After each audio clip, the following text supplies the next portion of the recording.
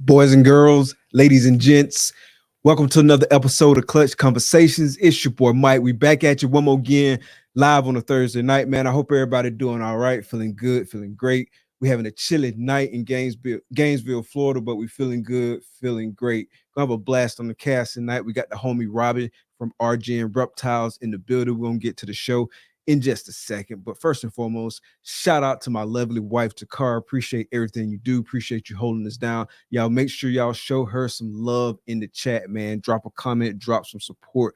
Again, appreciate you. Appreciate everything you do. Clutch Conversations is available on all audio podcasting platforms, so please be sure to check us out on the audio podcasting platforms. When you in the audio podcasting platforms, please be sure to follow, rate, and review. It really helps us out. It helps us out on the YouTube channel. When you hit that like button, you hit that subscribe button, and you smash that notification bell so you can get notifications each and every time we drop a video. Really appreciate the support each and every week. We really appreciate that. And speaking of support, if you're involved in this reptile hobby in any shape, form, or fashion, please make sure that you're supporting both US Art and US Art Florida. The links for both organizations are in the description of this video, so definitely go get your membership. If you don't have a membership, drop a donation, drop what you can to help spread the word for both of these organizations that help protect our rights as reptile keepers. Speaking of spread the word, make sure you spread the word about our sponsors. We're going to kick this first sponsor video, and then we'll be right back. Big dreams start in small towns. Small Town Xotics is a family-ran business that specializes in high-quality ball python morphs, western hognoses, and select leopard geckos. They are proud members of US Art Florida, and the Orient Society. Stay connected with Small Town Xotics on YouTube, Instagram, and Facebook. Witness their journey as they grow their business and showcase their animals to the world. Thank you, Small Town Xotics, for sponsoring the show.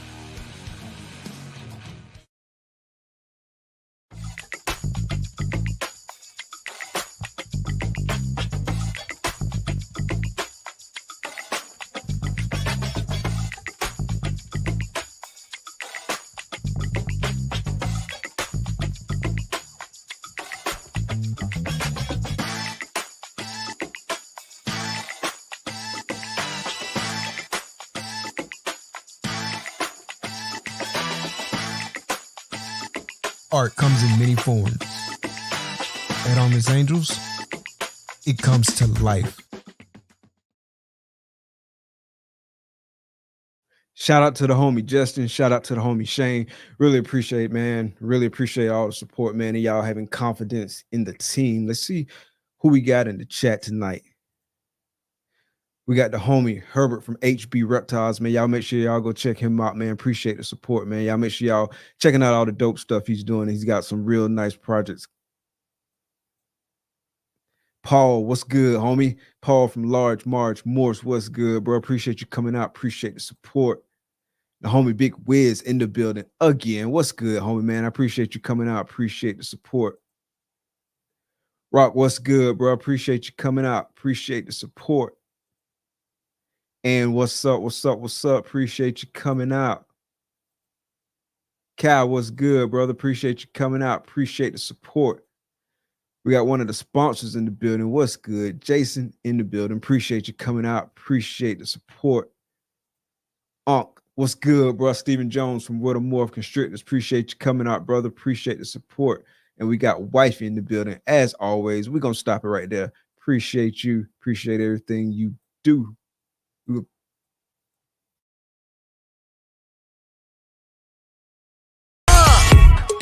Baby, won't you listen to me? I got that flavor, I know you're dying to feed. I ain't no damn answer.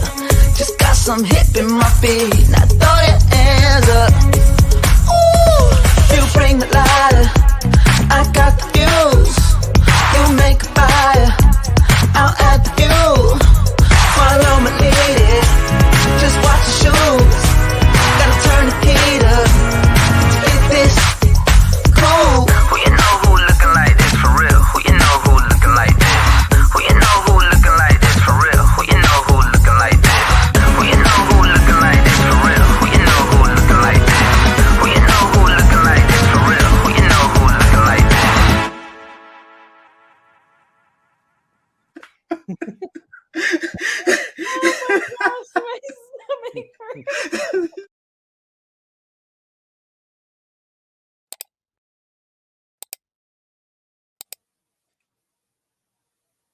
Episode 101, RJ Reptiles.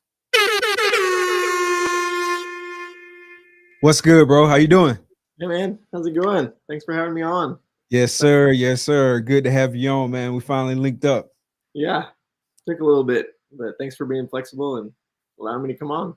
Yes, sir. Yes, sir, man. Been looking forward to it, man. So real quick, for somebody who might listen, they've been under a rock. They haven't been following social media. They're not up on their social media game. Give yourself a real quick intro. Yeah, so my name's Robbie. I get to work with ball pythons. That's all I work with Argent Reptiles. And I'm here based out of Greenville, South Carolina.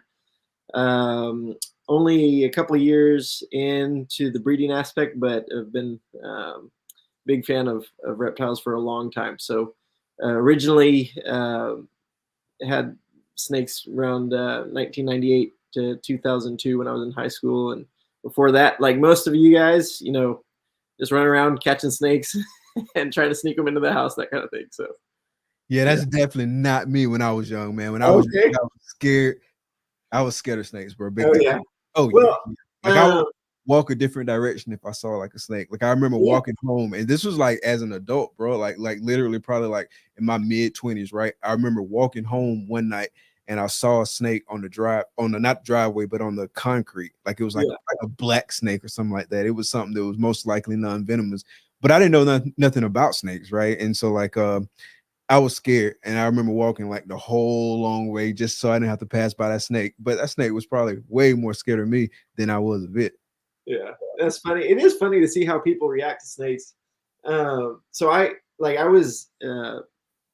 half Indian, so I was born in India, and so like part of, you know, there's the Hindus in India. All animals, they're kind of part of their deities and what they worship, and so there's people that are okay with that, and you have all the snake charmers and all that. But then you have like Christians in India, which I come from a Christian background, different part of this, the southern part of India, and they see it as super evil, right? So even as a high schooler, I had them, you know, I would have them in my house, and you know, no one from the family would come into the room. It worked really well. So, and then my wife is from Latina culture, so they, you know, where she's from, almost everything's venomous. There's Costa Rica. Most of the snakes down there are venomous. They're very careful with snakes. So it's been a long road to convince family and close friends to hang out with me now. So, which is fine. And you're a pastor too, right? Yeah. That's actually, I'm glad you brought that up, because that's one of the things I wanted to ask. And so like, not to turn into like a super religious discussion, but to your point, what you just made earlier, like in a lot of like cultures or religions and stuff like that, like snakes are seen as like evil. And so just curious, do you get like any pushback now as far as like that's concerned? You know, well, I don't talk about it a whole lot, so Okay. not a lot of people know about it.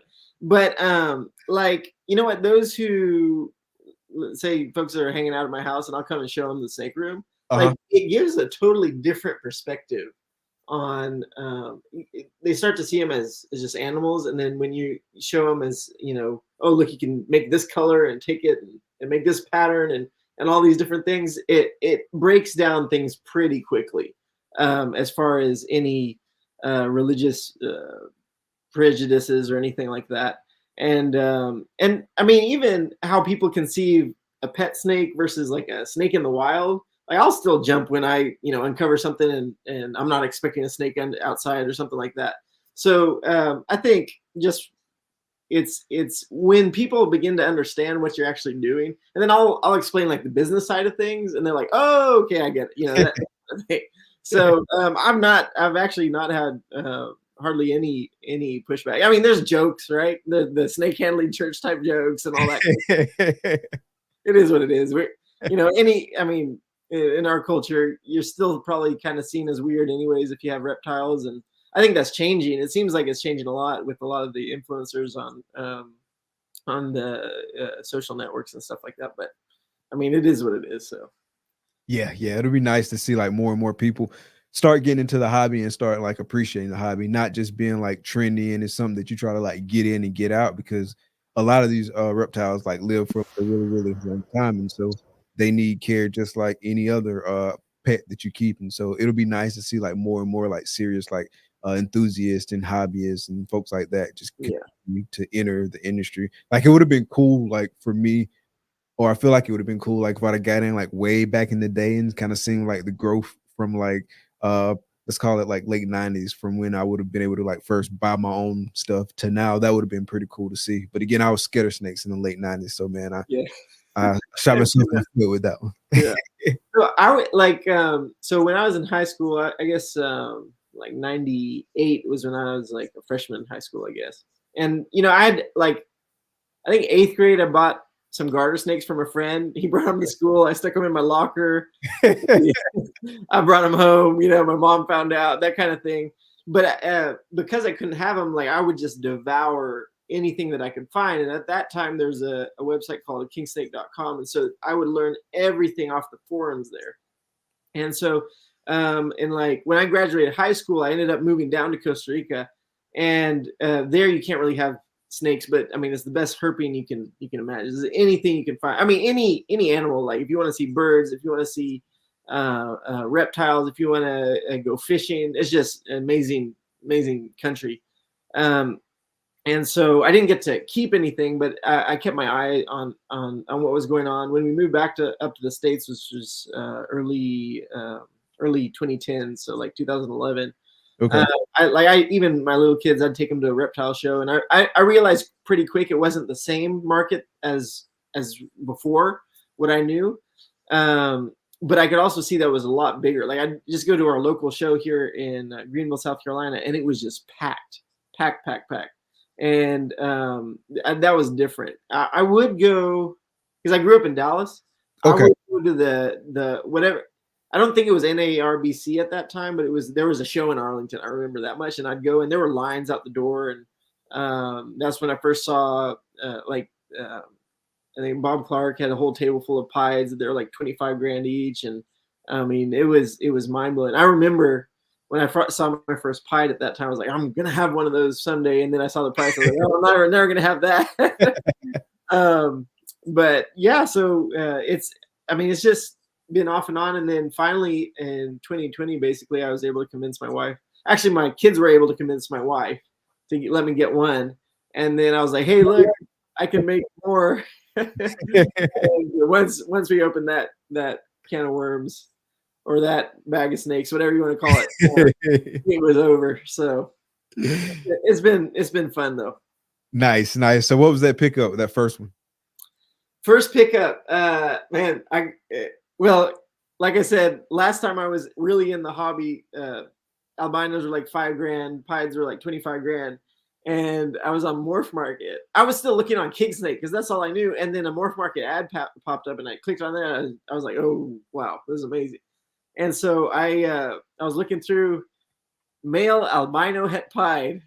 I looked at it, it said $350. I was like, sold. I'm getting females or anything, right? I was just buying it. And then I picked up a couple of, like I picked up a double het albino pied female and a pied pos het albino. So that was my first 1.2. Okay. And then I was like, well, I have a male. I might as well push him to his limit, so I'll get 2 more, right? And then so it's at least 1.4. At least that was my line of argument with my wife as far as pushing that. So were the other two females in the albino project as well? So the other two females were het candies that were pos het pieds, and I had seen the candy project, and I was like, oh, it's a lilac with albino, and so I still had a little bit of knowledge of how all the genes worked or at least from our layman term, how we talk about genetics, not like what RGI talks about, but so I still had that understanding even after all those years, and so I kind of understood what I could produce, and it was 2020, so everything was selling and everything. And that year, I think I produced four clutches. By the end of the year, I had a lot other projects going on, but those were my first projects. And I mean, I sold everything, whether it was Craigslist or Facebook, and because I didn't have a Morph Market store or anything like that yet. And I mean, it all sold really quick. So once I realized that there was a market and I could actually do it, then I went pretty hard into investing in stuff. Okay, so the genetic knowledge that you had, like from back in the day, like I know when I first came in, like that was one of the initial kind of like hurdles that I had to get over. It's like understanding how all the genetics work. And so like I watched a ton of videos. I bought one of Kevin's book and like read up. And so like I really made it a point to understand like the ins and outs of how the genetics work, or again, like as far as like the terms that we use, like nothing on like a RGI or a gray rider reptile level or nothing like that, but just like our basic conversational knowledge. How did you go about obtaining that knowledge like early on? Yeah, that came all when I was in high school. When I was just reading the forums, I kind of figured it out. Got it. And I don't know if this is a for real thing. You meet people who they just have a knack for breeding animals, whether it's livestock or dogs or reptiles. And I think a lot of us have that knack to understand that. And I think things click when I talk about animals and I remember stuff about it. So before the reptiles, after high school, I bred dogs for a long time for a very specific purpose. They're working line security, police, military purposes. And so you have to breed a very, very specific way, line breed certain things. And it's just been part of how I process things for some reason. So I'm not good at math. I'm not good at, but I can remember genetics and I can remember animals and all that kind of stuff. So. Gotcha. I want to dive into like the startup of RGen and all that, but I want to take a little side conversation real quick. So you mentioned like the dogs and whatnot. So were you specializing in specific breeds? Like what breeds were you working with? Yeah. So, I mean, the global standard now are either Belgian Malinois or Dutch Shepherds. Okay. And what no one wants to say is that they're born in the same litters, especially at the highest levels. The brindle ones are the Dutch Shepherds, the brown ones are the Belgian Malinois.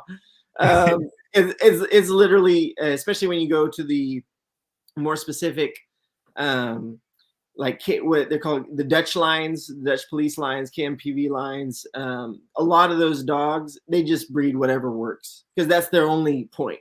And so a lot of those dogs, they're not great pets. They're not going to be great pets. But you have a whole bunch of lines branching off all of that could be more geared towards search and rescue, could be narcotics dogs, could be protection dogs, could be family security dogs, that kind of thing. And so I did work with those would be in the herder category, like German Shepherds, Dutch Shepherds, Belgian Malinois, that kind of thing. But then me and a group of friends, we worked at a different angle, which was taking large Mastiff type dogs and mixing them with American Bulldog or Pit Bull type dogs, always based on working lineage. So it wasn't what you would see or you would call a bully. They might look like it, but their internal drives were basically a whole nother level as far as what we were wanting them to do. And so you have to breed along those lines. And a lot of times for your breeders, what you need are the most extreme examples character-wise to produce, to reproduce what you're looking for. Our goals were to make a stable family dog, but that would turn on when it needed to turn on, turn off when it needed to turn off around the family and stuff. So I was involved with that for quite some time, and then later on, I actually got into a bunch of hunting dogs, so hunting terriers, really small terriers that they go in the ground and hunt animals under the ground, and you dig them out and all kinds of stuff. So just working dogs are something that are a passion of mine as well. And nice. So yeah, I've been doing that.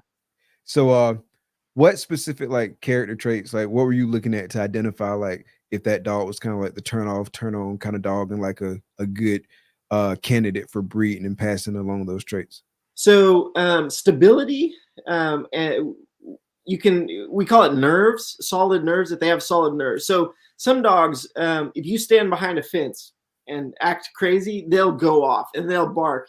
But as soon as you open the gate to that fence, they back off.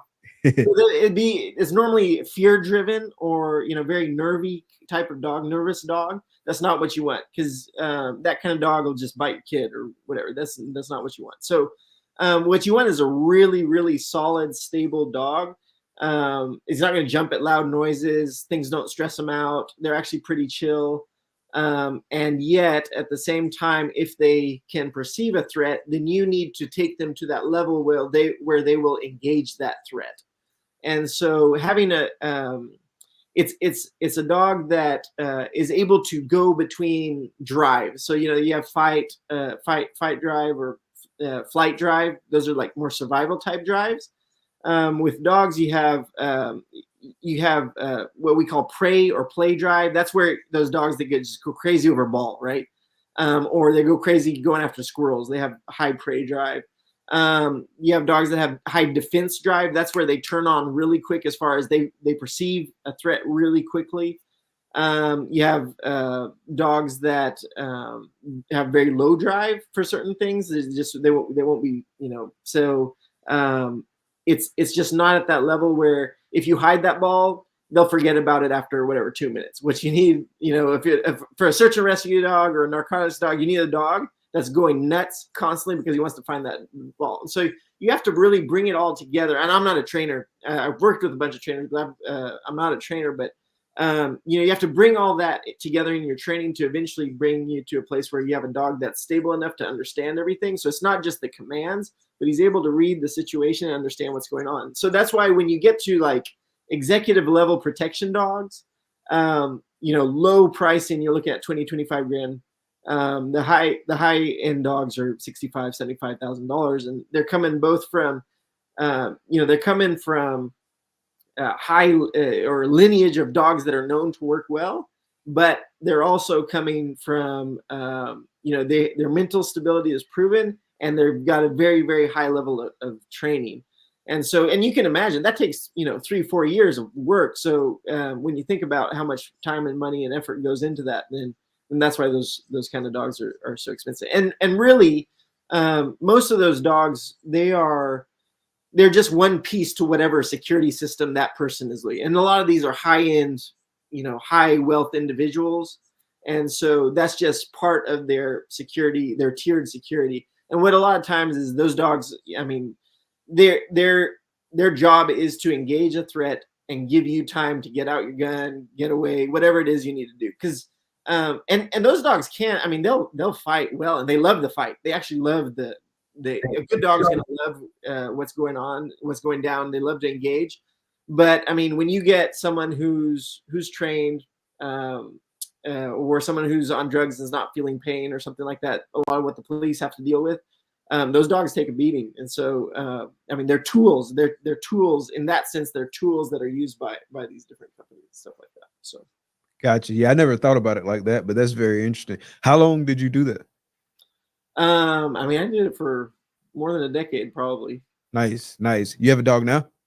I do. I do have a Belgian Malinois, but he's I got a very low end because I wanted him to be inside the house and be chill. So gotcha. There's a scale, right? And so right.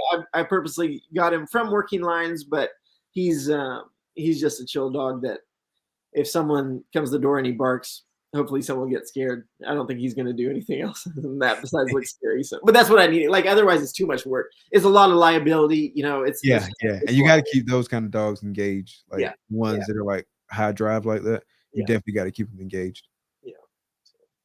All right, man. So getting back on the RGN track, I guess let's start there. So how did you come up with the name? Yeah, it's actually pretty bad. It's just the first letters of my family, everybody in my family's name. So, but when I spelled it out, I was like, oh, it's got, gen, even though it's with the J, it's like genetics or generation or something like that. And so I figured it fit and it kind of rolled off the tongue well. And so just put our names together and came up with that. Nice. It took a while to find something, but yeah, stuck with that. What did you come up with anything before then that you were kind of like almost? Yeah, I did come up with a name, and someone has it now, so I don't know if I should say it or not. But it had to do with Costa Rica. There's a phrase, very very popular phrase down there. It just means pure life. It's a lifestyle, and so it's pura vida. And so I thought pura vida pythons, and I didn't do it, but I saw that someone has that now, so I was like, oh, that's cool. That's cool. Someone has it. So nice. Anyone you know or nah? I've seen him on Instagram, and he has a YouTube channel, but I don't know him personally yet. Gotcha. Okay. All right. And so like, let's talk about like the early collection building. Obviously you picked up like that male first, and then you got like 4 females. Where did it go from there? Yeah. Once I saw that I could do it, like I figured it out, and then I saw that they sold. So then I started focusing, okay, what do I want? What do I want to work with? And so when I was way back in the day, the It Snake was pastel, and they were like $6,000, something like that. And so I was looking at Desert Ghost popped up on my radar. I was like, oh, it's a bright adult, and I like it. And I started reaching out looking for females. No one was selling females. And then Straight Fire had a couple females. It was like $500. This was before the big boom. And it was like $500 a female. So I got a couple of those females. And then basically I heard Levance talking on a podcast, and he was talking about, if you're getting into it, buy every single double recessive female you can. And so I said, okay, well, my base is going to be Desert Ghost, and I like Clown and I like Pied. And so I just started building my collection around that. Now I did, because it was COVID, just the economy was so weird at the time. We were going to refinance the house. We had equity built up. I was like, hey, you know what? I could take some of this and use it to invest in this business, because I was already thinking of it in terms of a business. Mm-hmm. And so I did that. I mean, we were getting money out anyways. We were refinancing. It didn't even affect hardly our monthly payment. We had cut it down to 15 years. Like it's amazing what was going on at that time. And so we wanted to take as much advantage of it as possible. And so I used a lot of that money, and I got a bunch of, I didn't have money to get double recessives, but I got the recessives plus hets at that time, right? So I got 2 female DG het pieds. Okay. I really like DG Pied and the DG Pied project. And then I got a Clown het DG female, and then I got a Clown Pied female. And so those were kind of the basis to my next level of what we wanted to do. And then using the money of selling all because I had a bunch of babies, sold them all, and then I sold off all my albino and candy projects and all that kind of stuff. And I used that money to get some males, and one of those males was expensive, but I just thought, hey man, if I could hit this, it would be awesome. And it was a blackhead that was double het DG Clown, which right now they're not that expensive, but at that time, it was pretty expensive male, because it was the only one on the market, and it was already like 400 grams. Nice. So I asked, it was from Dave Levinson, but Will from Royal Canadian Reptiles had produced it. And so I said, hey, would you be willing to wait? If I make a deposit, would you be willing to do a payment plan? He said, yeah. And I was able to pay it off early. And so those were kind of my big basis to what I was doing that first year.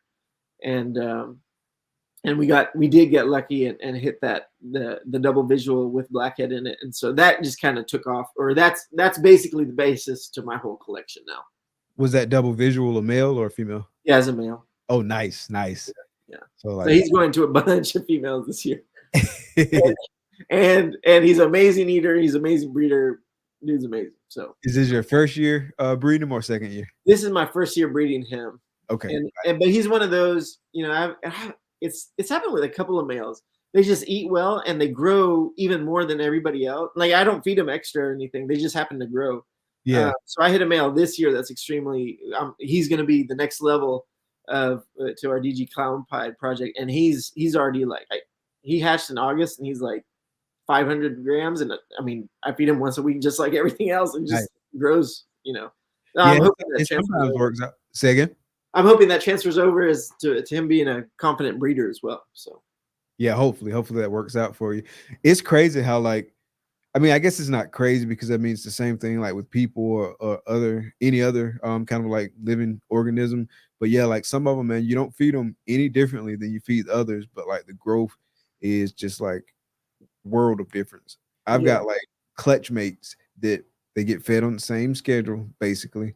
Maybe like a one-off like here and there, like if someone's in shed and they don't eat that week or just whatever is happening, you know what I mean? But basically the same schedule. Same sex, same clutch, all that, but like a 400 gram difference. Yeah. It's amazing to see that, and I think snakes in themselves have like this plasticity, so that you know sometimes they go through these phases where they really grow fast, and other times they just don't seem like they're growing. Or like when there's some that you know they don't eat a whole lot when they're small, and then they finally start eating and they catch up with all the others. Or there's ones that you know start off great and then they slow down. It's really interesting to see how they all, you know, they're individuals, they're different. And so it's cool to see that. Exactly. So DG Clown Pied, did I miss one?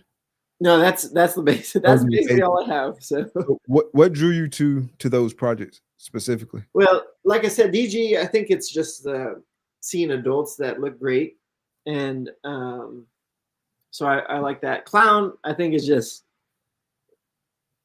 it'd be weird not to have Clown in the collection. I didn't even like it much. And that, I remember not liking it or saying that I didn't like it at least. And then most of my stuff was Clown. was Clown. That when you first saw Clowns, like way back in the day, or was that like? No, I remember way back in the day when Clown was there, and it was extremely expensive. But I think when I got in, it's just everybody had it, and so there was not really. I was like, I don't know if I want to work this. The deal I think that changed me was, I like DG Clown, and I like putting Clown into other stuff, and I like seeing how it reacts with other recessives and stuff. So like I wasn't a fan of like the Clown Pie project, and then I got one. I was like, this is cool because it changes the color. There's some have just this wacky pattern. I don't know if it's another gene floating around, but it's just whacks out the pattern, and it's really cool. So the Clown started growing on me when I saw how it reacted with other recessives. Nice. So what's this breeding season looking like for you? How's the season going? This upcoming season, so I'm coming off my best season, and this upcoming season has been pretty disappointing so far. It's funny because every year I'm like, okay, it's October, I'm going to start pairing. Nothing ever starts growing until like January anyways, but I just have to, it's like I got to do something. So it's probably me wasting my males and not being too smart with it. But so anyways, right now, no, I do have a couple of females that are probably in the 25 millimeter range. Oh, nice. And, they are, I have the shot at, with both of them hitting the triple. One would be hopefully, the home run would be Leopard Yellow Belly DG Clown Pied, and then the other would be Leopard Yellow Belly DG Krypton Pied, because the triple hit DG Cryptic Pied female. And so that's that male. The male that's going to them is actually a breeder loan with a friend of mine. So that's a new for me. And then my blackhead DG Clown male, he's gone to several, and I think some of those females are probably in the 20 millimeter range right now. So okay, well, you're definitely way ahead of me as far as like follicle development. Like I don't really get anything like of note for most of my girls until about like late February, early to mid March, like somewhere up in there. And like most of my clutches come like later in the year. Like I'll start having some clutches like probably August.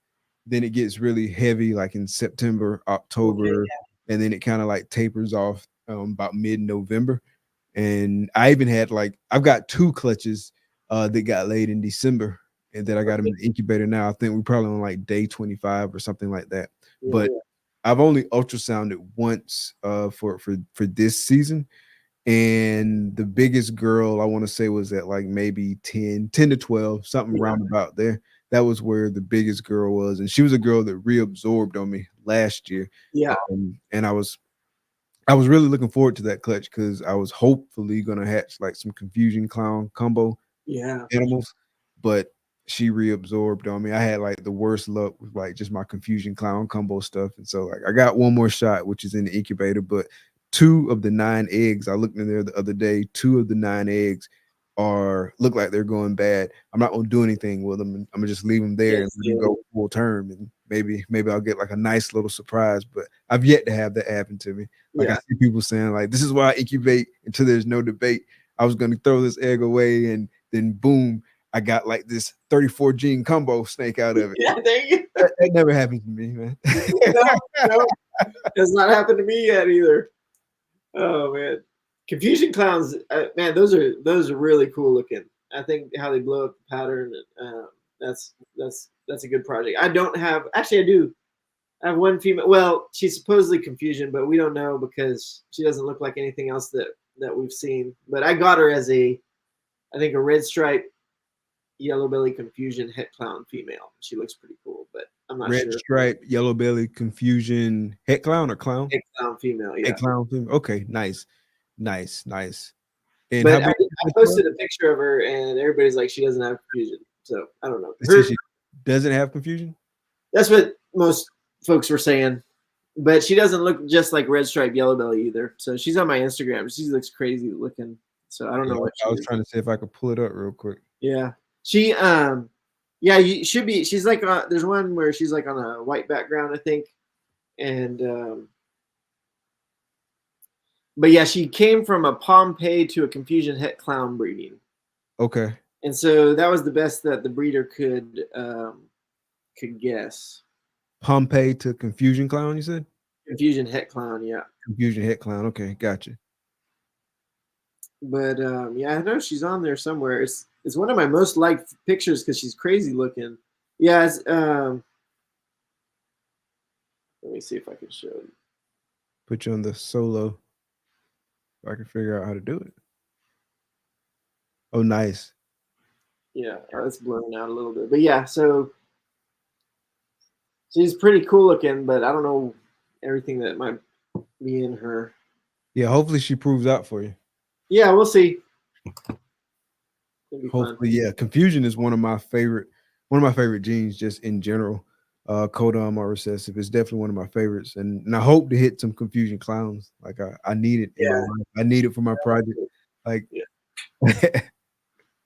No, there's so much you can do. I think with pattern disruptor like that, there's just so much that you can do with it, and so much you can add to it. I think that's why it's so exciting to me. So hopefully you can hit some of those. Do you think confusion and acid are the same? Yeah. Or that's what I've heard. Static, confusion, acid are all the same. They sure look the same. Yeah, facts.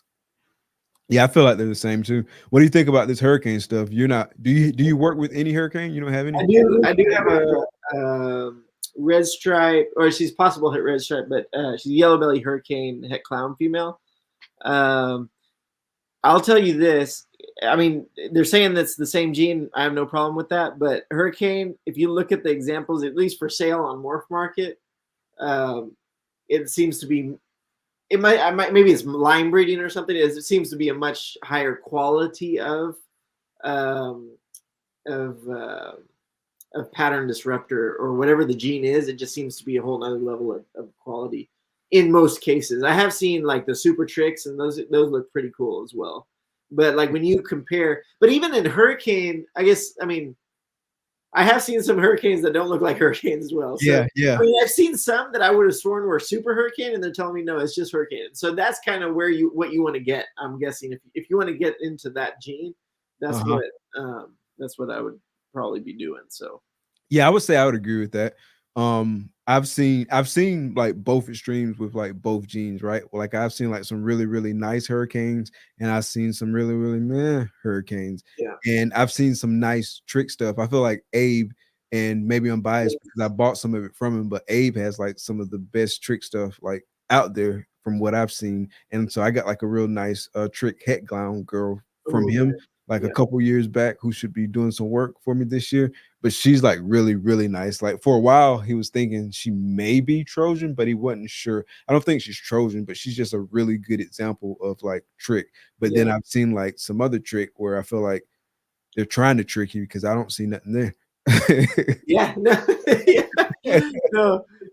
I think I tried to get that female from him, and then I think you got it because. Oh, really? Yeah, I think so. I mean, all his Trojan trick stuff is really cool. And then I think it's 31 South. I can't remember his name right now. Ryan. I think it's Ryan. Yeah, he's got some trick DG stuff maybe that looks really, really good. So I think, I mean, whether it's trick or hurricane, I mean, as soon as you start stacking them into combos, I don't know if it's going to affect. I imagine people only are upset about it because it affects price. Maybe I don't know. I mean, yeah, that's a big part of it. But once you start stacking genes, I don't think that affects price at all. I think, I mean, a multi-gene snake is a multi-gene snake with that level of pattern disruptor or genetic. That kind of gene is going to cost the same. I would pay the same if it's a Trojan trick.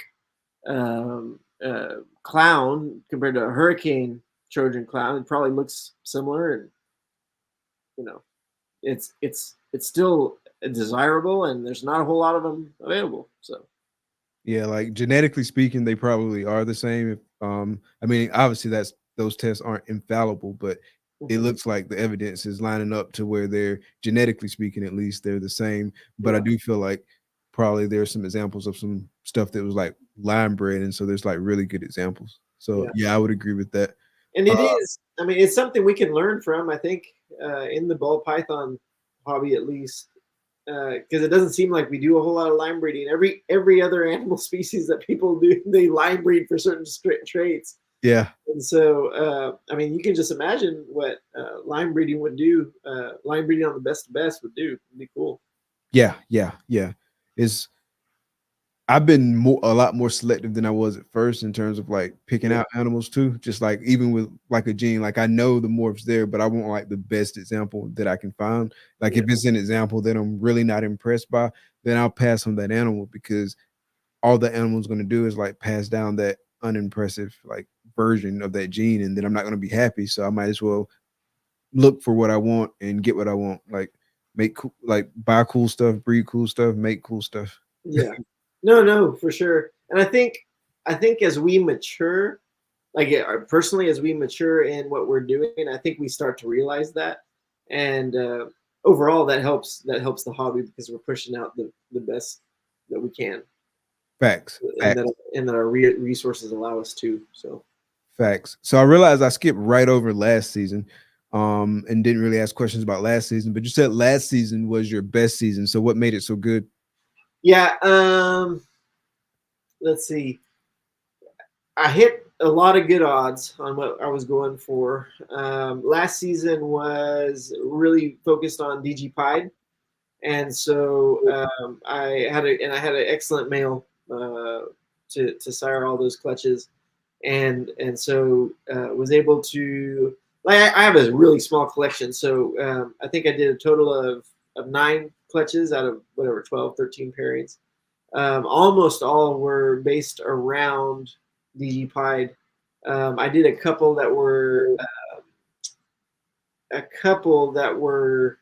more pet, geared towards pet stuff. So banana, but with like black pastel,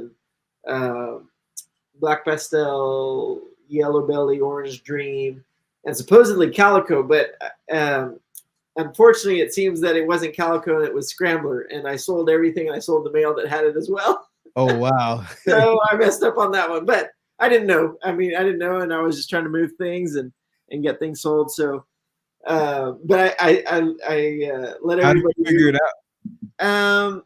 Well, had like 20 babies from this one male, and only one that I was like, oh, this is calico. But they all looked weird. They looked super weird, and I was like, okay, I don't know, maybe it's one of those odds things.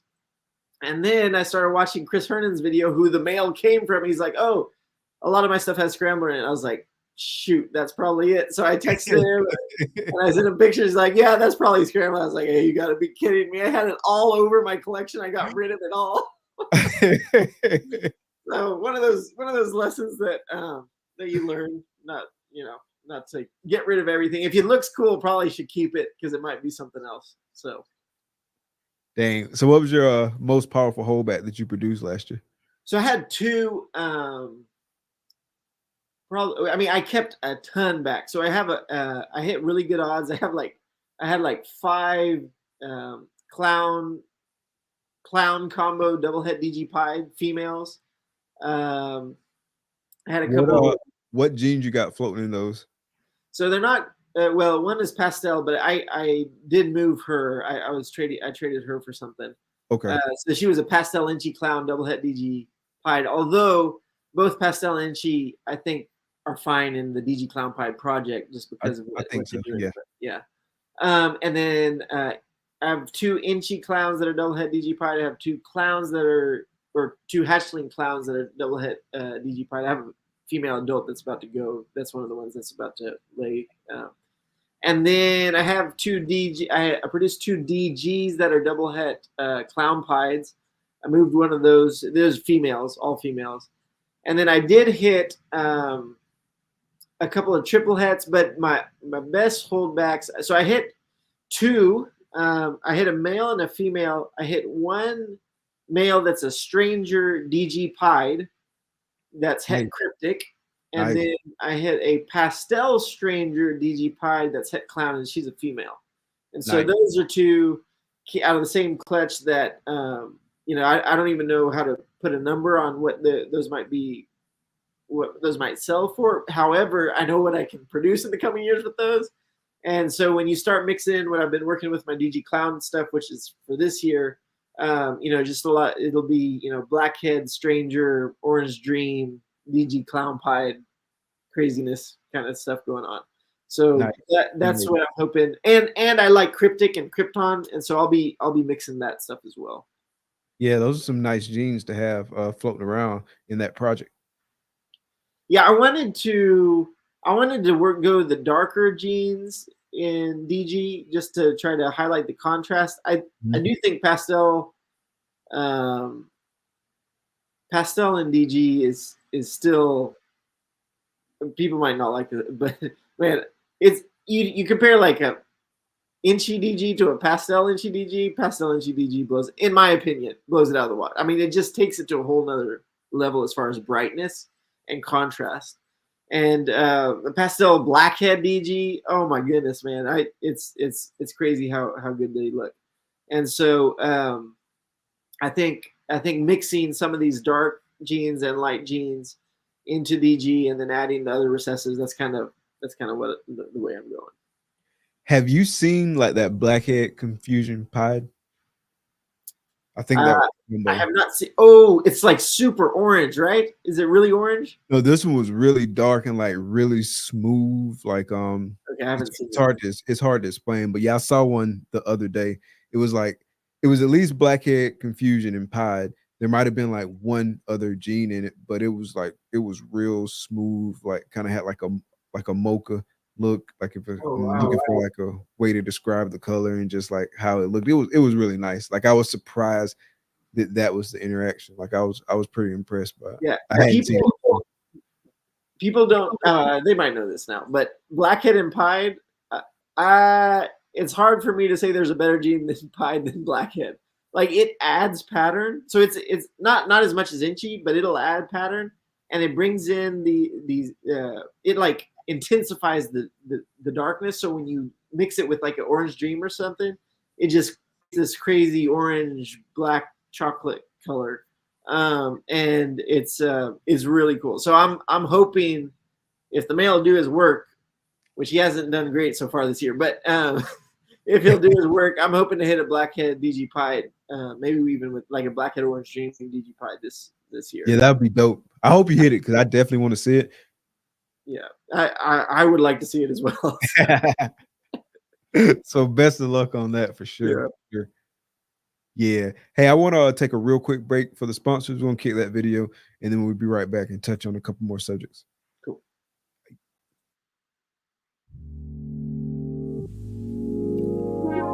Peace and love, family.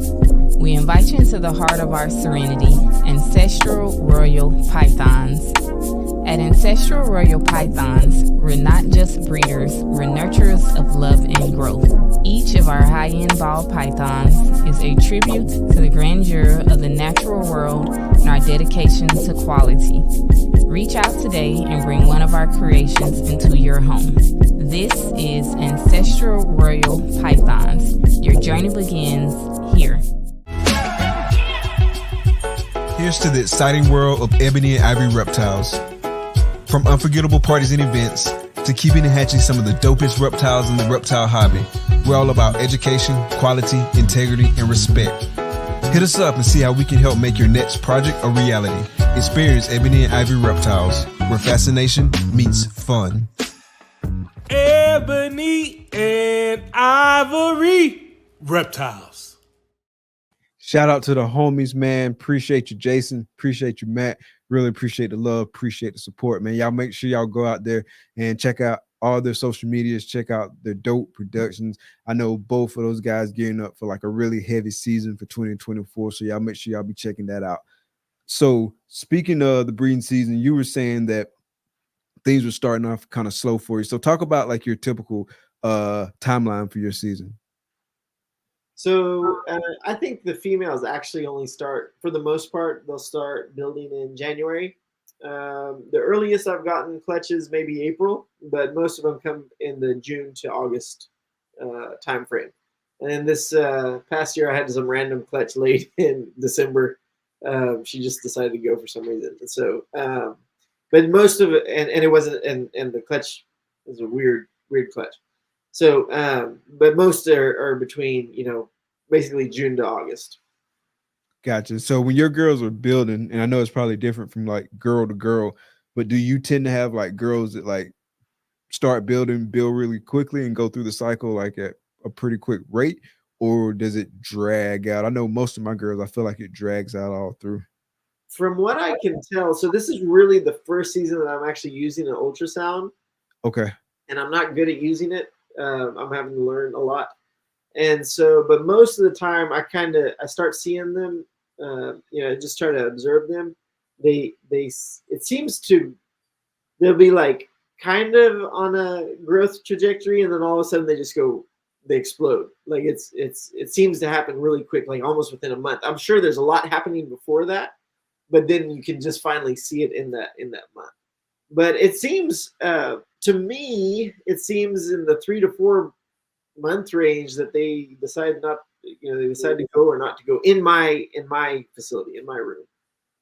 So I would say it happens pretty quick so far. I mean, I don't have near as many females or as many years under my belt as some others. So that's just my experience. How many locks are you typically getting? So before the ultrasound, I was just trying to do 3 locks, the typical once a month, and then done. Now that I'm using the ultrasound and I can see, like I'm probably going to try to get a lock to get them started. I don't know if that helps or not, but to get it started, 10 to 12 millimeters, and then maybe something around, mid 20s, and then likely they're going to go. Maybe just for my own peace of mind's sake, stick them after 30. But from what I understand, they really only need 1 lock if you just hit them right with it and keep on feeding them. From what I understand, the feeding cycle is actually more important for them, getting them to go than the actual locks. Do you ramp up your feeding like whenever you're? Unfortunately, I do not have my own feeders, so I just kind of feed the same all year round. What I do is get extra feeders and feed them 2 or 3 at a time if they seem like they're really eating. Gotcha. Or the ones that'll eat frozen, I've done this, and it seems to have worked really well. I got a buddy of mine; he'll just give me retired breeders that are frozen, and I'll stick them in there. And I mean, these things, and these are big females, right? These are 2,500 gram, 3,000 gram females, and they take it down no problem, and you don't have to feed them for like 2 weeks, 3 weeks. Gotcha. Yeah, going back to what you said about like that jump off pairing, like I hear different opinions about that, right? So I hear some people who swear by it, like they're like, yeah, do that jump off pairing that encourages follicle growth and that'll get your girls going. Then I hear some people say, hey, don't do that. Like wait until like they start building. Once they get to a certain size, then start pairing them. I've been erring on the weight side, like for most of my stuff. Like last year, that's what I did. That's what I'm doing this year. But I might, for like some of my larger males that are older and maybe it's not going to as many girls, I might just throw stuff in there and just kind of like see what happens. I'm still in like a very kind of like scientific method stage of what I'm doing right now. And so I'm not like set 100% in most of the stuff that I do. I still experiment here and there just to kind of like see what works best for me. Yeah. Like, and take calculated risks. Yeah, and I think that's the way to do it. I think for me, it's there's a framework to how this works, and it's pretty easy, especially being ball pythons. I think other species would be quite a bit different, but for ball pythons, I think it's a framework that we can use, and it's like within that framework, wherever you're at, inside that, then it'll likely work. And I think obviously, as we talked about, these are individual animals. Each one's different. So I've thrown males in to lock with 1,000 gram females, and they go by 1,400 grams, 1,300 grams. I have my biggest snake. I think she's a DG. She's like 3,000 plus grams. She's never given me a clutch. Eats she'll eat as much as I put in there for her. So, I mean, it is what it is. I've probably paired her 30 times. I don't know how many times I've paired her. Yeah, I got a girl like that too. Like she's probably about right at 3,000, if not maybe a little bit over it by now. But 0 clutches. She's building. Like she's one of those girls that's farther along. Yeah. But I put a male in there and I never witnessed a lock. Like I saw them courting, or it looked like they were courting, like they were pretty close together. Like they had a little bit of like tail action, right? And so like it was kind of close. And so like I just tried to leave them alone, but I never actually saw the actual lock. I recorded it because like I had that male in there and there might have been something that I missed, because that's definitely possible, but I didn't witness an actual lock. And last year I paired her, actually put 2 males in there with her. Last year I put like the primary male and I put the backup male. She locked with both of those males last year, but reabsorbed. And wait, let me back up. So she stopped locking with the males like after like a couple pairings, and then she ended up reabsorbing. And so like this year I put like the main male in there. But like I said, I didn't see nothing. So maybe she did it, maybe she didn't. I don't know, but it just seems like she's real standoffish and she ain't trying to lock. Yeah. and it's weird. Sometimes they just don't like each other. Other times I had a male, I put it to a bunch of stuff and only ever got 1 clutch out of him. But you would see him lock every single time. But I wonder if there's like false locks, like they might do it, but like their tails might cross or whatever. But there's nothing really happening there. I've wondered about that before as well, especially with certain males. And so maybe his sperm is just not viable. I don't know. So I think there's a lot of variables and factors that like I said, that's why we have to have like a framework and not just, okay, this is what you do, this and this and this and this and this, and then that will be the result. They're animals, they're living beings, so we can't be 100% certain on everything that's going to happen. And so that's why we have to kind of hold it loosely, right? Right. And, which is the difficult part if you're trying to make this like a full-time business. Then that's why you have to have a certain number of animals even to make it feasible to do it, because you can't control everything. Right, 100%. Do you like adjust temperatures or anything like that? I don't. I keep it pretty much the same all year round. The very first year someone had told me about that, I dropped the temps like 3 degrees, and I had a snake get sick. I was like, I'm not doing that ever again. But come to find out, she was already sick. It just revealed something within her. What was wrong with her? It was just some. They just told me, it's a bacteria, give her this or whatever. Gotcha. So, yeah. Gotcha. Okay. Yeah. You mentioned that you don't have feeders. I thought I heard you talking one time about like starting a rodent business or investing in a rodent business. Is that something you ended up doing? Yeah, I did.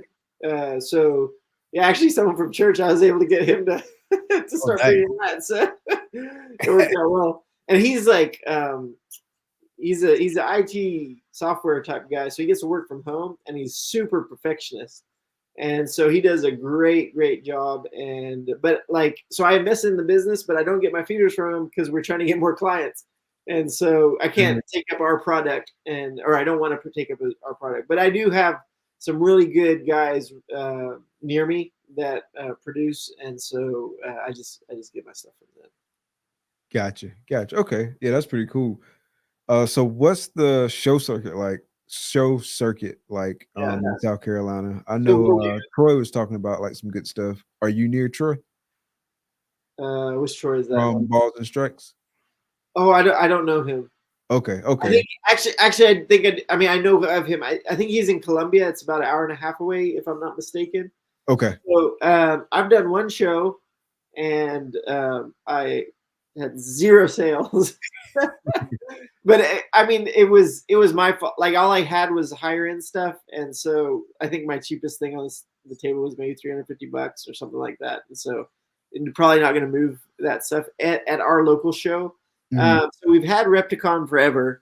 I stopped going there a while back, and then we had Show Me shows that were here, and that's the one I did. And at that time it was good, but then I think they couldn't get that venue back, so they have not been back since then. So that's been like 2 years, maybe, I don't know. So shows, I don't think I would do anything local. Maybe if we went down to Atlanta.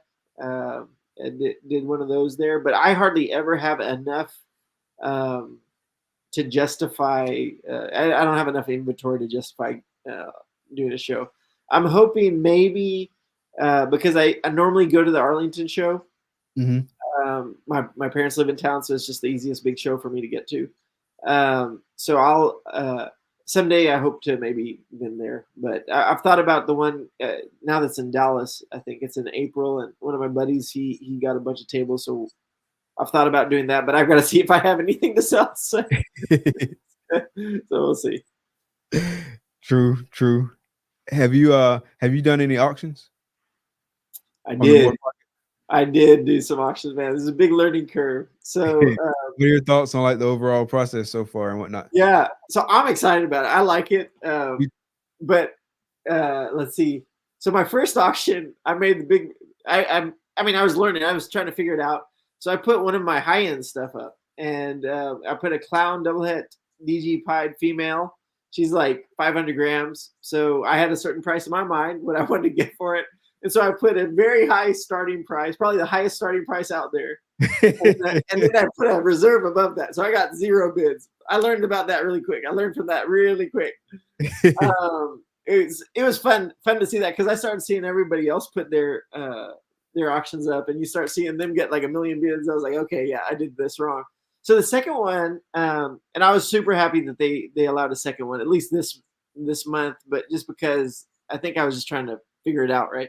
Right. This I put my lowest end snake, and it's a male. It was a male pastel and chi clown het DG, which is funny to think like 2 years ago that would have been a high end snake. It's not a high end snake anymore.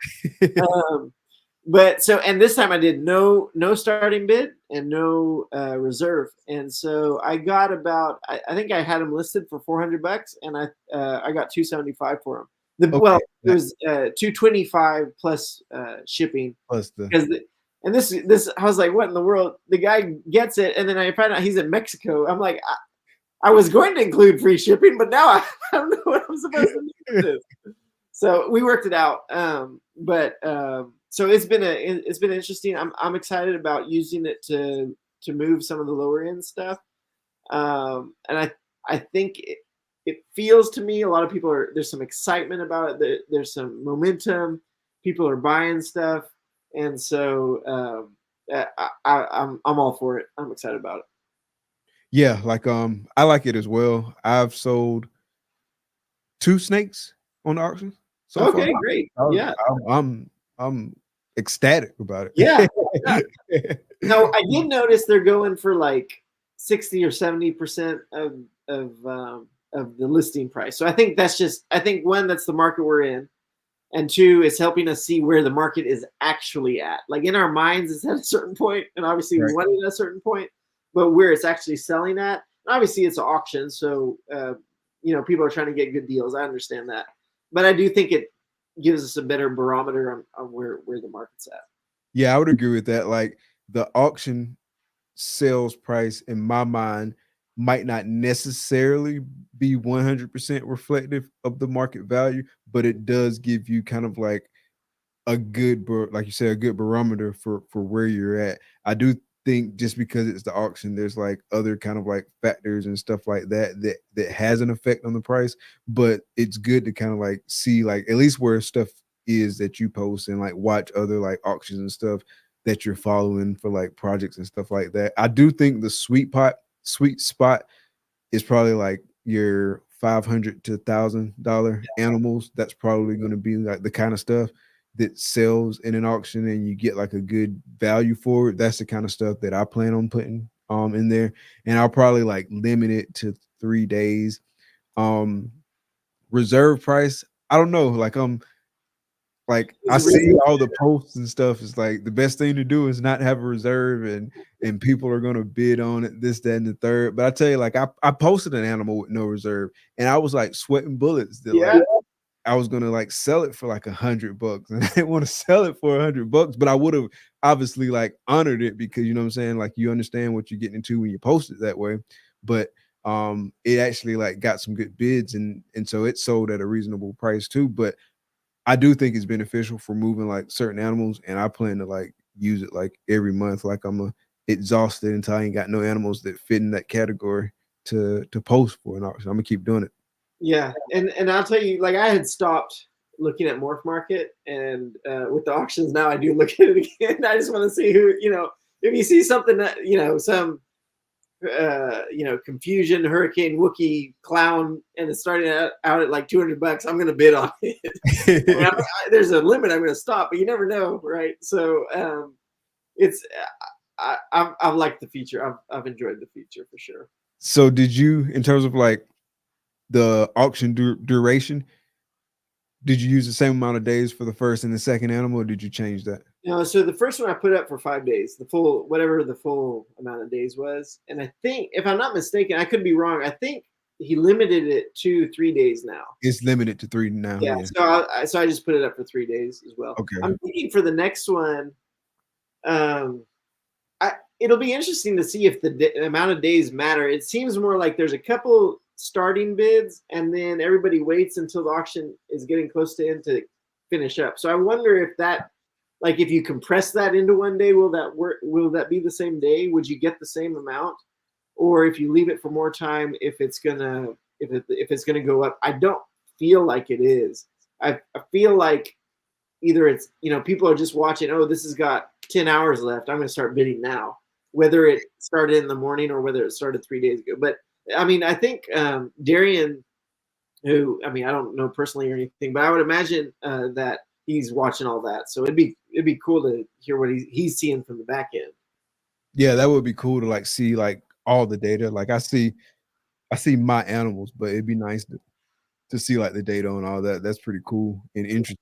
But I noticed like that same kind of phenomenon like with mine, like regardless of like the duration. Like the first one I think I did for 5 days, if I'm not mistaken. Okay. And like there was some like bids early on. It got to like a certain dollar amount, whatever that dollar amount was, and then it was like quiet. Yeah. And then like right at the end, like there were a few more that rolled in. And then when I posted the one for 3 days, there were some bids. It was quiet. Then there's like a bid that kind of like upped the ante a little bit, but then it was like quiet. And then someone swooped in and sniped them at the last minute. Oh, nice. And so yeah, but it there is like that quiet phase. So I don't know if the number of days matter, because I feel like there's gonna be that quiet phase. It's just like, how long is that quiet phase? But when you just go into the ball python section, like this is how I do it. Like I'll go into ball pythons, I'll click the auction tab, it's automatically sorted by like auction that's ending the soonest. Yeah. So that puts it right in front of people's like face that, hey, this animal's right here. And so like the first 2 pages are like animals that the auction is going to be over with in like a less than 24 hours. And so like you're more likely to see those versus like scrolling through. It's probably like what 7-8 pages now on the app. And so that's growing, but like those animals that where the auction is ending soon, they're going to market those, and so that's going to drive a little bit of that too. Yeah, Incentive too, right? It'll be interesting. Oh, sorry, go ahead. No, I was gonna say there's incentive too, right? Like I feel like some people probably like stop like bidding because like the more they bid, then the higher the price goes. So they just kind of like chill and say, hey, I'm gonna come back to this later. Yeah. Well, what I had on the second one, someone started with like $5, and then someone bid like $200, and then no one bid until until the very end. One, I did try to push on social media that I had to auction up. I think you got to do that just so people are aware.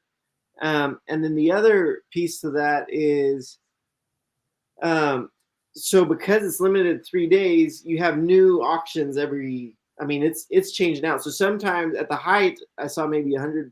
I mean, when I was checking, at least like 150 auctions, and then it would drop to like 60 auctions. And so I like that as well. It's not just constantly growing more and more auctions. I do wonder how it's going to affect the rest of Morph Market, though. If you are trying to buy something via auction, I mean, I think for real investors, they're going to look for what they want and what they want for their projects, and they're just going to go buy that. Right. So it'll be interesting to see how it all plays out. But I would imagine we won't have really much understanding until, I don't know, another 3 or 6 months, I would assume, on how it's all going to play out. But yeah, it'll be very interesting to see how all of that plays out. But to your point, yeah, you're right. Like there's certain animals that probably will never go up on auction just because of like the level of animal that it is, and then B, people will be seeking those animals out individually because they don't want to auction. They need that animal for that project. This animal is going to advance their project. They need to buy that animal, and so based on what they have in their collection and their needs for their projects, that animal's worth the price that the breeder's selling it for. And so like I need this animal, so it'll be interesting to see how it all kind of like plays out. For sure, I'm looking forward to it. I mean, anything that starts to get the gears of the industry moving again, I think is great. So yeah. Do you see that you get like more inquiries now, or how's that for you? I get very, very few inquiries on Morph Market. I think there's a couple reasons. One, the projects that I'm working, they are higher end, so the amount of people looking for that is not as much. And then two, some of the stuff I'm letting go, I don't really want to let go, so I don't budge too much on the price. Now I have done it, and sometimes I'm just like, okay, I need to some influx of cash for the business to do, and then I'll do that. But I will, even though this was my best year as far as sales this past year, I also I had to work a whole lot harder than any year before, any of the years before, to move things. And then also, I mean, what I held back, the amount of the value amount of what I held back a couple of years ago would have been probably over $100,000. Now it's probably in the 40 to 60 grand range. So, which is a lot of, I mean, that's a ton of money. Right. If you look at it that way. So, I think overall, I'm gonna always probably pay for my Morph Market store. I think it's necessary, but I probably get hit up more on Instagram for things. And I always try to push them towards Morph Market because I think it's necessary, and I think it's a great platform. I think it's huge for us. I don't think it's very expensive for what we get out of it. And so I would encourage anybody who's trying to make a real business of this to be on it. Yeah, I actually ended up upgrading my Morph Market membership yesterday. Oh, nice. Because when you go to premium, you can do 3 auctions a month. Yeah. And so like I did, because I do like the annual plan, so I can just like pay it at one time and save a little bit on a monthly basis. And so like when I did the math, I think it was like $18 a month to upgrade. Yeah. And so like I feel like that one auction should pay for that. Yeah. No, and actually $18 snake then. Yeah. But you know what though? I was looking at the exact same thing yesterday. So the standard month to month, which is what I've been doing, is 49. Whatever the next level up, if that's premium, if you pay for a year, so it's 47. So it's actually less money per month for a tier higher if you pay annually than if you pay month to month. And so I haven't done it yet. I'm trying to. I need to sell one more snake before I do it. But once I do it, then I'm either gonna stay at the same tier, but it drops from $49 a month to like $27. Like that's huge. Yeah. So I mean, it's a good deal to do the yearly payment. Yeah, it's definitely a good deal to do the annual payment because you like you said, you save a ton. Yeah. So hopefully I can average at least $18 a month with that one extra auction. If I can't, it's a problem. Oh man, there's other problems. Right. Other problems going on right there. Yeah, leave, man. I thought this $18 was gonna be a good investment. Yeah. So have you gotten to the point to where you have like repeat customers and stuff like that? Yes, I have. And or at least multiple snake, at one purchase. So that's good. I also, I'm working with a guy down in Mexico. Okay. And we're trying to work together. So I've sent him some stuff to sell down there. He's bought from me. We're trying to, take some projects down there that aren't really down there, nor do they have a lot of access to. So like DG Pied is very, very small down there. And so now he's probably going to become one of the few distributors of DG Pied down there because he's bought from me and I'm sending stuff down there. So they'll be my snakes, but he'll breed them and sell them. And overhead is much lower there. And then he's a vet.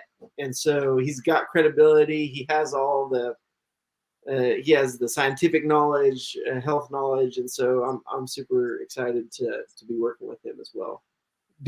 How'd you make that connection? Like, was that somebody you came across in social media? Mutual? Yeah, well, I had a guy buy from Mexico, and so I kept developing that relationship, and he was wanting to become a registered, because there's a bit different. You have to be registered with the government and all that.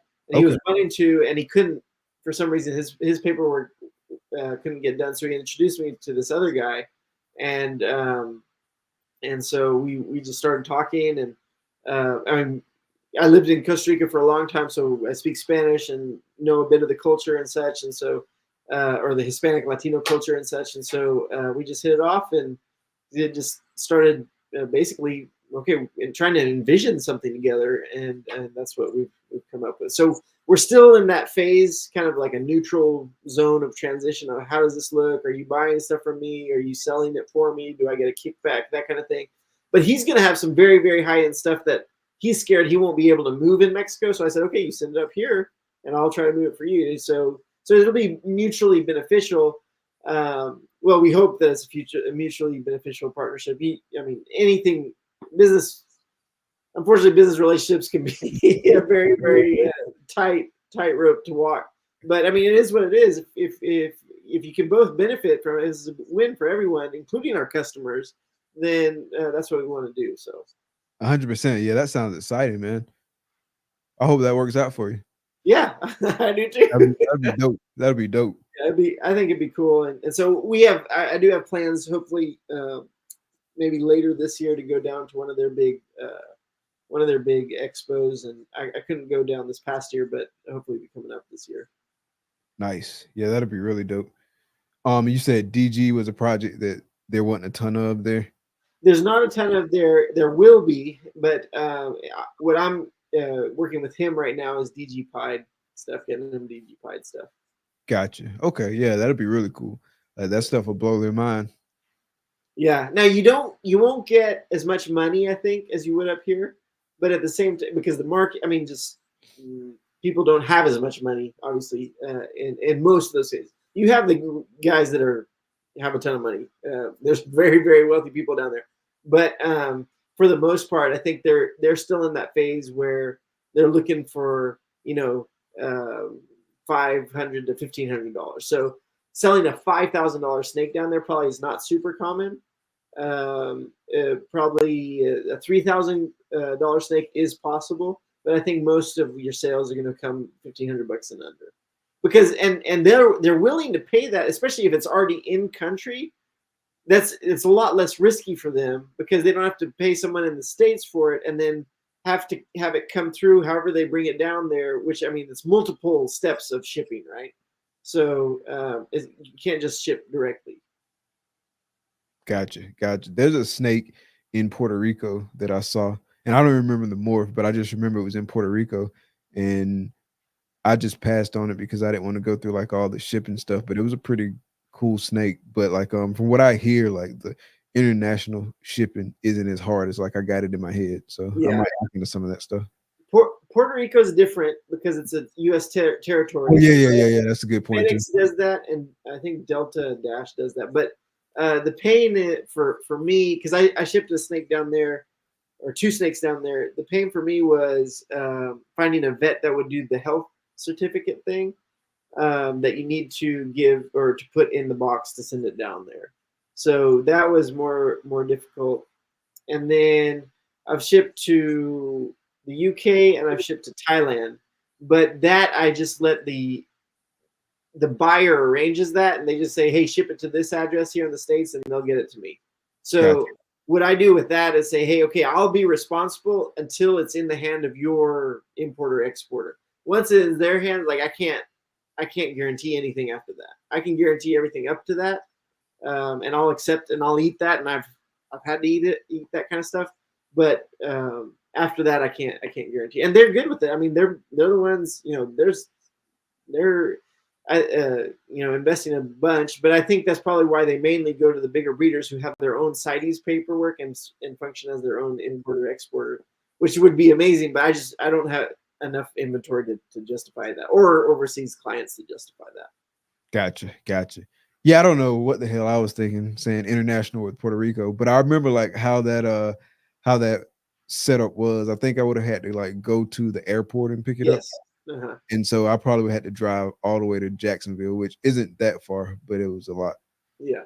Well, it's still, I mean, you were right in the sense that it does work differently than just shipping here on the mainland of the US. Like it is still different. So you're right in that sense. So yeah, I definitely need to look into that some more, and like, because it's not as hard as I'm making in my head, but we'll see. Yeah. That's cool. All right, bro. So man, we're almost at the 1.5 hour mark. So I don't want to hold you too late. Time flew by because I didn't realize like we had been on for that long, man. It was just a good conversation. I do have some random questions that I want to ask first, and then we can get into a couple more things before we get out of here and let you enjoy the rest of your night. But the first one, I mean, you've already lived in Costa Rica, and that sounded like it was really dope. But the first one is, if you could live anywhere in the world, where would it be and why? I like Asia a lot, and so probably Philippines or Indonesia, that area. I like the beach. I like surfing, and I like the food there, and I like the cost of living is very cheap. So I like that. Nice. So if you won $10 million tomorrow, how would you use it? Man, that's a good question. I'm pretty conservative, unless I'm investing in snakes, I guess. It would probably go to just, making sure your house is paid off, kids' college is done, and then probably invest half and save half and keep on living the way we're living. I'd have to upgrade the collection, obviously, and the facility. Oh yeah, that would be a must. Maybe Aside from the snake stuff, what type of investments would you do? So I think in that sense, I'd probably just be buying land and properties, maybe rental properties or multifamily properties. I do like starting businesses. Not that I've ever had a super successful one, but I like just starting stuff and seeing what happens with it. So I probably play around with some of that as well and see if anything would happen.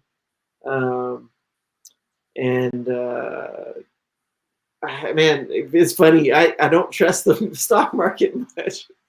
So I think the riskiest investments that I'm going to be making is with snakes. All right. So having been in the hobby before, kind of chilling a little bit and then getting back into it on the comeback, like what's been the biggest surprise for you so far? I think how fast this is moving now. Like it seems exponential year after year because you're combining so many genes and recessives, and some of us we're trying to work double recessives, and we have quad recessives that are floating around already, visual quad recessives, and then everything in between. And so there's probably projects that are getting lost in the middle of that, good projects, but you see breeders working their thing, and I really enjoy that. So, but I think the most surprising thing is how I've just felt recently how fast this is really moving.